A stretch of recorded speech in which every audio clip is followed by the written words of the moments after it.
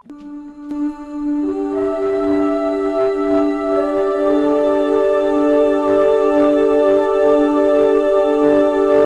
Igbo ndị nwe m ndewono. Ndị unu na-ahụ ebe a wụ ụmụazị ụmụaka ndị New Mexico ndị Igbo Literacy Project. N'ụbọchị taa anyị gbakọrọ ebe a na isi ọrụ ndị Usekwu Foods LLC ebe anyị na-abịa ịmụ ka esi esi ofe Igbo. N'ụbọchị taa anyị na-aga isi ofe ọkwọrọ nke anyị na-akpọ ofe ọkwọrọ. Anyị sichaa ofe ọkwọrọ anyị wee sie pepper soup nke anụ ewu nke ndị bekee na-akpọ goat meat pepper soup. Gịnị ka a na-akpọ ya na bekee? Goat meat pepper soup.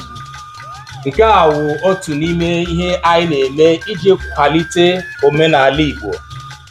Nke a wụ ihe anyị nwere ike ime n'onwe anyị n'ọnọdụ anyị nwere ike ime ya iji gosi na anyị wụ ndị ihe ọma kpọrọ anyị wee bụrụ ndị Igbo. Ụmụazị ndị n'ebe a ụmụazị Igbo. Anyị nwekwara nne anyị ukwu n'ebe a lọlọ igwe ọnyị ya. Lọlọ kelee ndị Igbo. Ndewono. Ndewo. Ụmụ Igbo ndewono. Ụmụ Igbo obi ọ dịkwa anyị mma?